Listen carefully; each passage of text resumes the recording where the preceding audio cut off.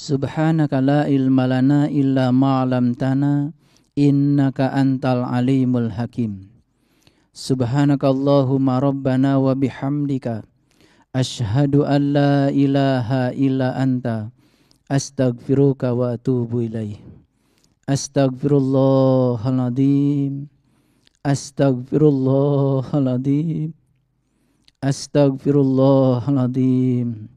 Allazi la ilaha illa huwal hayyul qayyum wa atubu ilaih. Min jami'il ma'asi wa dhunub. La haula wa la quwata illa billahil aliyyil azim. Kita sering sekali memanjatkan doa. Ad-doa dalam bahasa Arab itu artinya adalah undangan. Ad-doa sebetulnya bukan sekedar permintaan, tapi ad-doa adalah undangan. Berdoa kepada Allah pada hakikatnya adalah mengundang Allah. Membiarkan diri kita untuk diurus dan diatur oleh Allah. Karena berdoa bukan berarti kita mengatur Allah, mengurus dan mengatur Allah, supaya Allah mengikuti segala keinginan-keinginan kita. Tapi ad-doa itu artinya adalah mengundang. Mengundang Allah berarti menyediakan segala kondisi yang menyebabkan Allah hadir. Itu sebabnya banyak sekali orang-orang yang menganjurkan kepada kita, berdoalah dengan Asmaul Husna. Karena anjuran itu sesungguhnya berdasarkan Al-Quran. Tapi sayang sekali dalam prakteknya, kemudian kita menggunakan nama-nama Allah yang ada dalam Asmaul Husna, dibaca berulang-ulang tanpa pemahaman. Padahal sesungguhnya nama-nama Allah yang ada di 99 Asmaul Husna itu pada hakikatnya adalah sarana untuk menghadirkan Allah di dalam kehidupan kita. Dan saat kita bisa menghadirkan Allah, berarti kita sudah sukses mengundang Allah. Kalau Allah sudah hadir, apalagi yang mau kita cari? Hasbi Allah.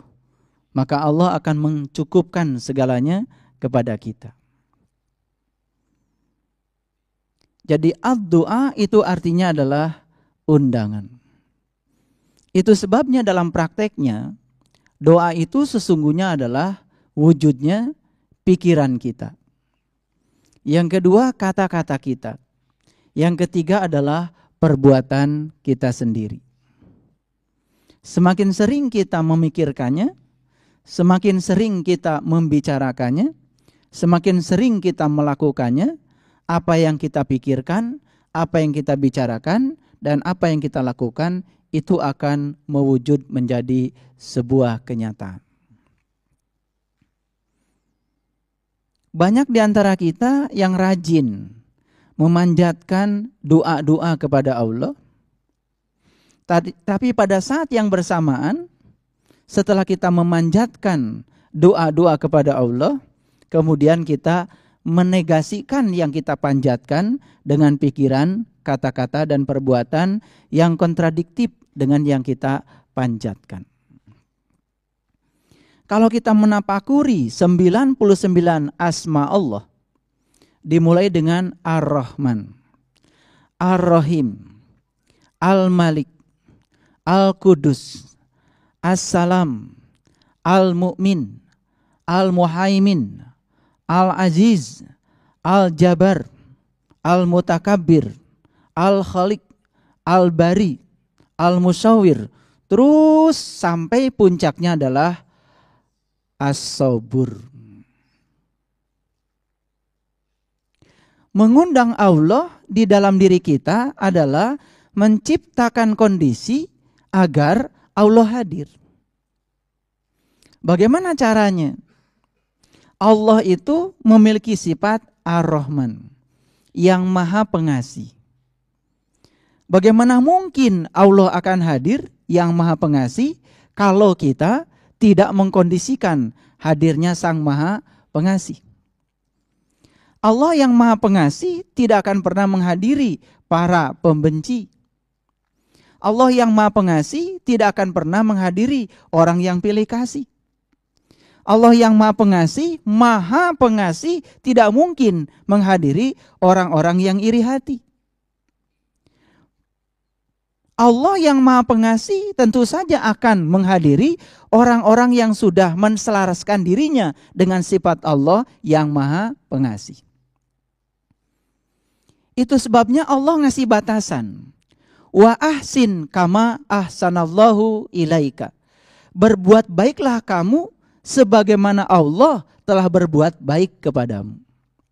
Jadi mekanisme perbuatan baik itu baru dikatakan perbuatan baik kalau cara melakukannya persis seperti cara Allah melakukannya kepada kita. Allah menyayangi kita tanpa keinginan, tanpa muatan.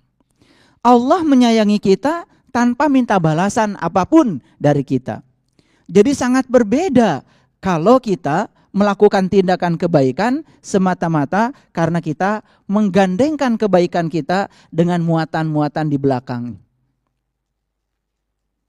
Seorang sufi besar yang bernama Ibrahim bin Adam, beliau menyampaikan sebuah pesan spiritual yang sangat luar biasa, yang kalau kita kaji kedalaman pesannya itu sangat luar biasa bagi orang-orang yang tahu.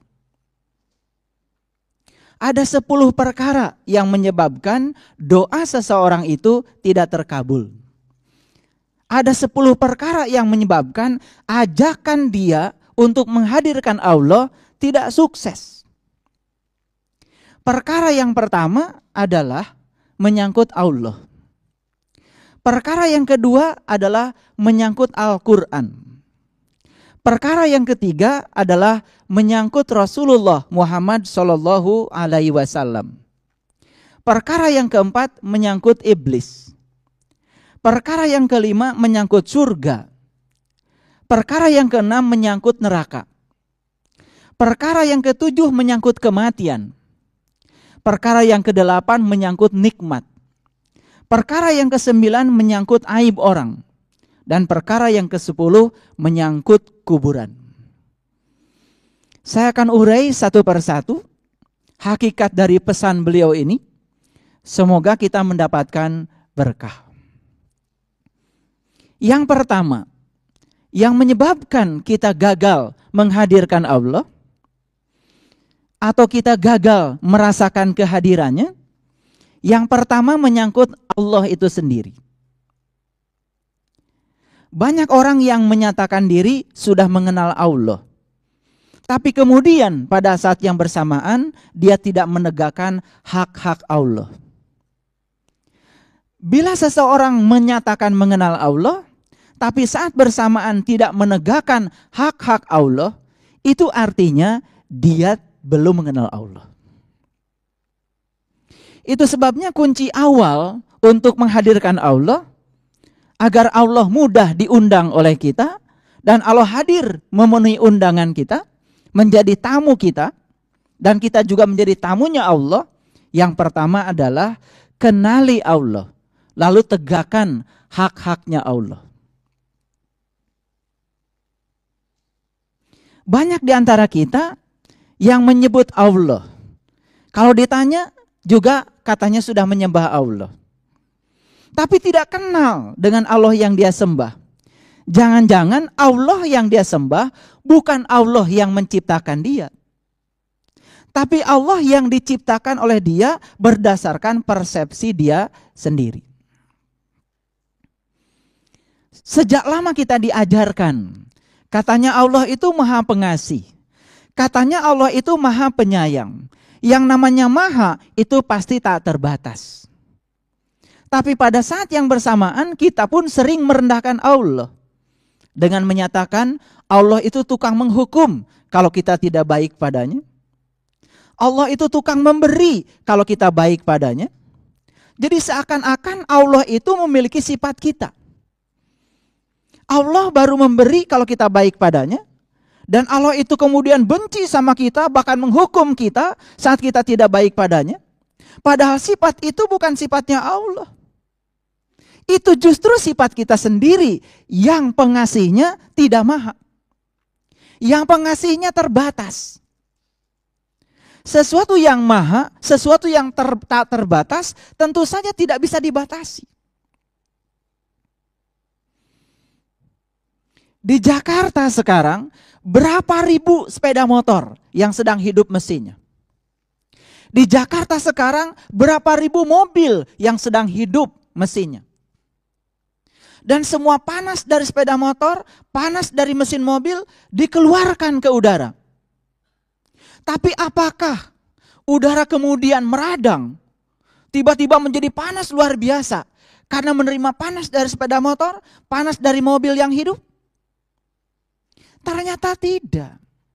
Udara saja yang terbatas menerima panas dari sekian ribu sepeda motor, sekian ribu mobil yang hidup mesinnya saat ini tidak meradang menjadi berubah. Itu baru udara yang terbatas. Bagaimana mungkin ya Allah yang tanpa batas menjadi berubah ketika ada sebuah tindakan yang terbatas? Bagaimana mungkin yang Allah yang Maha Pengasih tiba-tiba dia berubah? Cuman karena kita melakukan tindakan tidak sesuai dengan keinginan dia. Dia akan tetap menyayangi kita apapun tindakan kita. Jadi mempersepsi Allah seperti mempersepsi diri kita sendiri secara tidak langsung. Sesungguhnya kita sudah merendahkan Tuhan Allah kita sendiri. Jangan-jangan yang dipanggil Allah dalam tanda kutip oleh kita bukan Allah yang menciptakan kita, bukan Allah yang maha segalanya. Allah yang diciptakan oleh pikiran kita sendiri. Bahkan yang lucu, kita sering mengatakan ketika dapat berkah ini dari Allah. Ketika dapat musibah, ini dari Allah. Memangnya Allah menciptakan berkah? Memangnya Allah menciptakan musibah? Berkah dan musibah itu sebutan yang diciptakan oleh kita sendiri. Saat sesuatu yang datang kepada kita memenuhi harapan-harapan kita, kita sebut berkah. Saat yang datang kepada kita tidak memenuhi harapan-harapan kita, kita sebut itu musibah. Kata musibah dan berkah, sebetulnya itu judul yang kita berikan terhadap peristiwa yang kita bagi menjadi dua. Bagi Allah segala peristiwa baik-baik saja. Bagi Allah segala peristiwa netral-netral saja. Dan semua peristiwa itu pasti baik dalam pandangan Allah.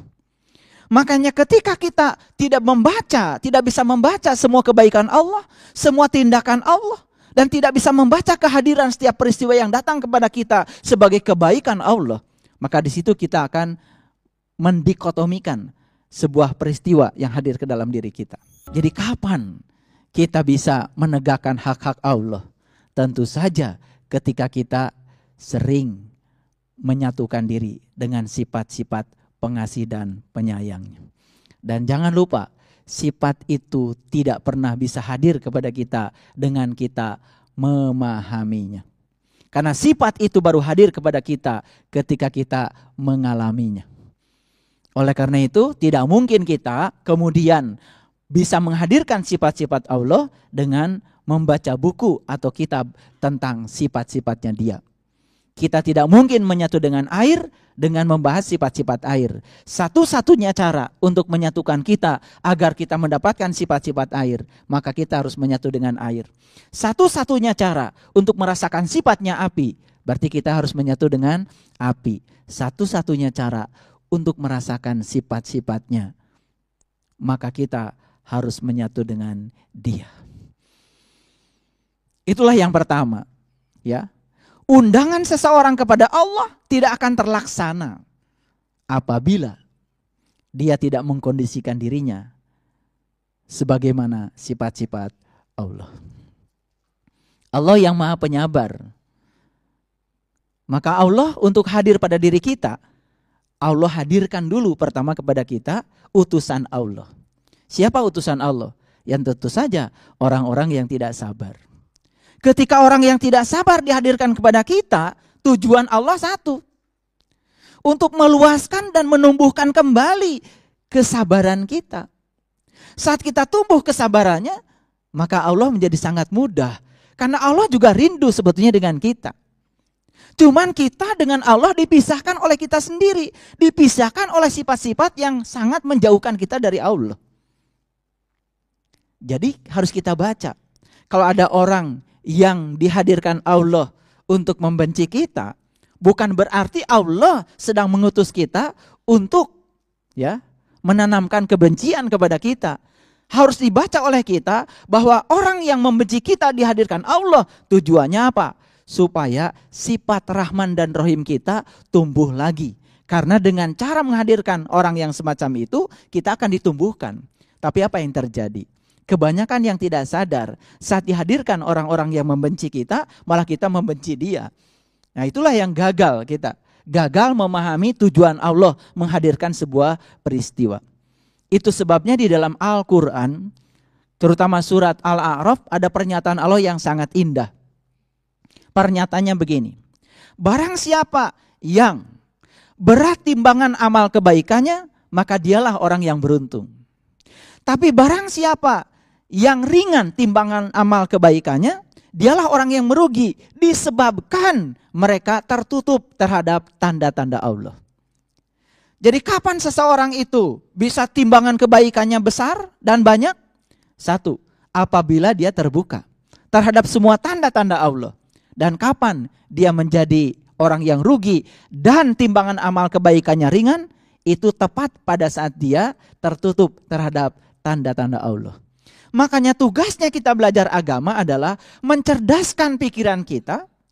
Mencerdaskan pikiran kita agar pikiran ini bisa memiliki sebuah ketajaman untuk melihat pesan-pesan apa di balik kehadiran setiap peristiwa. Makanya jangan salah kalau kemudian banyak orang yang sering menyebut-nyebut kata Allah, tetapi dia tidak memahami dan mengenal kepada Allah, lalu kemudian dalam perjalanannya dia pun tidak menegakkan hak-hak Allah.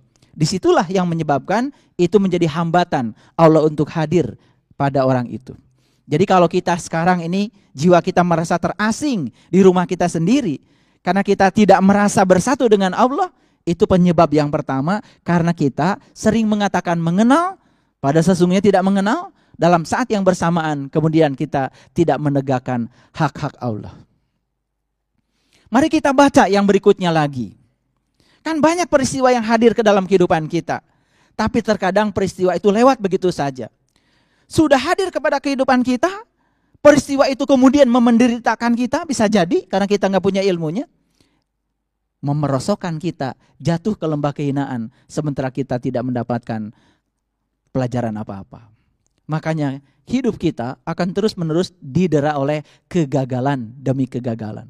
Makanya ada kata gagal, ada kata berhasil. Kapan kita mengatakan sesuatu berhasil? Ketika sesuatu yang datang kepada kita cocok dengan keinginan kita. Kapan kita mengatakan gagal? Ketika yang datang kepada kita tidak cocok dengan keinginan kita. Padahal sesungguhnya tidak ada keberhasilan, tidak ada kegagalan bagi Allah. Kenapa? Ketika kita mendapatkan sesuatu yang disebut keberhasilan, di situ ada pesan Allah. Ketika kita mendapatkan sesuatu yang disebut kegagalan, di situ juga ada pesan Allah. Tugas kita sesungguhnya bukan menilai ini keberhasilan, ini kegagalan, tetapi membaca di balik dua peristiwa itu pesan apa. Bahkan kegagalan, bagi orang yang bisa membaca pesan di balik kegagalan, sesungguhnya itu pun adalah keberhasilan. Jadi kuncinya adalah bagaimana ketajaman kita. Itu sebabnya agama bertugas untuk mengajarkan pikiran, agar pikiran selalu selaras dengan jiwa kita. Itu yang pertama. Tentu saja proses mengenal kepada Allah dimensinya sangat luas. Dan yang luar biasa dari Allah yang tanpa batas, Allah juga mengenalkan dirinya tanpa batas. Hebatnya Allah, cara beliau mengenalkan diri pada setiap hambanya itu cocok sesuai dengan kadar hambanya saat itu. Jadi Allah tidak pernah memaksakan dirinya untuk ingin dikenal sepenuhnya, seutuhnya tidak. Mereka yang tahap berpikirnya seperti ini, tingkat kedewasannya sampai di sini, cara berpikirnya sampai di sini, Allah mengenalkan dia sampai sekadarnya dia. Tetapi ketika seseorang sudah naik tingkatannya, cara berpikirnya sudah naik lagi, kedewasaan berpikirnya sudah naik lagi, keluasan jiwanya sudah naik lagi, Allah juga mengenalkan dirinya di dimensinya dia. Jadi kalau ada penduduk bumi sekarang 7 miliar dengan cara berpikir yang berbeda, dengan kadar yang berbeda, Allah mengenalkan diri tanpa batas. Jadi kalau ada orang yang mengatakan saya sudah mengenal Allah, berarti dia sedang berbicara sebuah titik. Seakan-akan pengenalan pada Allah dapat dibatasi oleh titik yang dia persepsikan. Padahal proses pengenalan kepada Allah dimensinya tanpa batas. Karena dimensinya tanpa batas, berarti kita tidak boleh dong satu dengan yang lain saling membandingkan. Jangan bandingkan kita dengan siapapun, jadilah diri kita sendiri. Jadi kalau belajar spiritual, kemudian kita punya guru, lalu kita banding-bandingkan, kok saya dikasih ini sama guru, kok orang lain dikasihnya itu, kok saya dikasihnya doa ini, kok orang lain dikasihnya doa itu. Mulai nggak benar itu belajar spiritual. Padahal spiritual itu sifatnya individual. Apa yang diajarkan guru padamu, ya sudah, itu bagianmu. Yang diajarkan guru kepada yang lain, ya sudah, itu juga bagian yang lain. Jangan dibandingkan. Lihat orang-orang yang tekun membandingkan dirinya dengan orang lain, biasanya tidak pernah maju spiritualnya. Karena menempatkan Allah dan dirinya di tempat yang salah.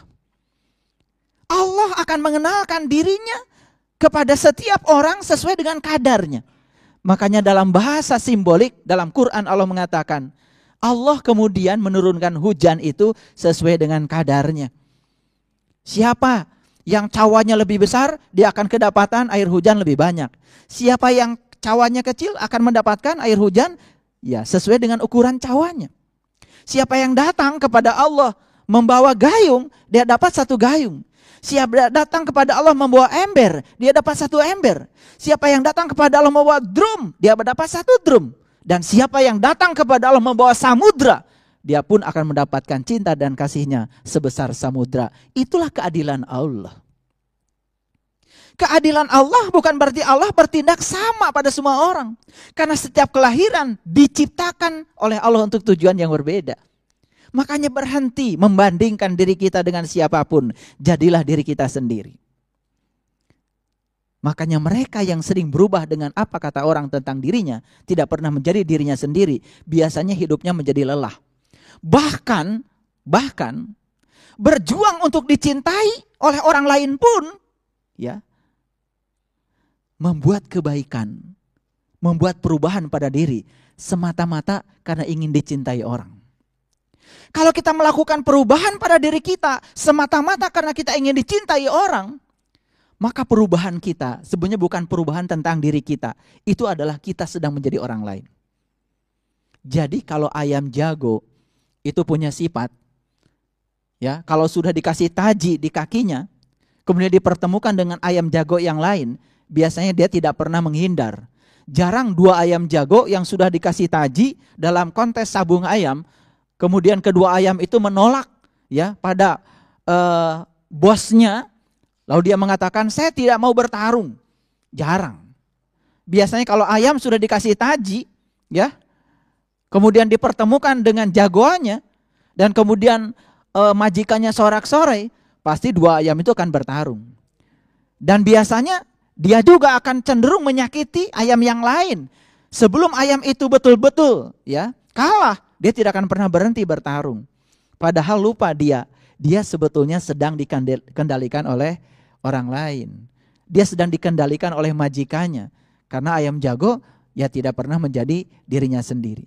Jadi kalau manusia itu dihasut oleh orang lain, kemudian bertarung dengan orang lain, bahkan menyakiti orang lain, ya kira-kira ayam jago lah. Bedakan dengan siput. Coba kalau siput, ya, siput disuruh pertandingan lari, ya siput, dia jadi dirinya sendiri. Jarang kemudian siput tiba-tiba mengubah dirinya dari yang jalannya lambat tiba-tiba menjadi jalan cepat. Enggak, dia jalannya lambat saja.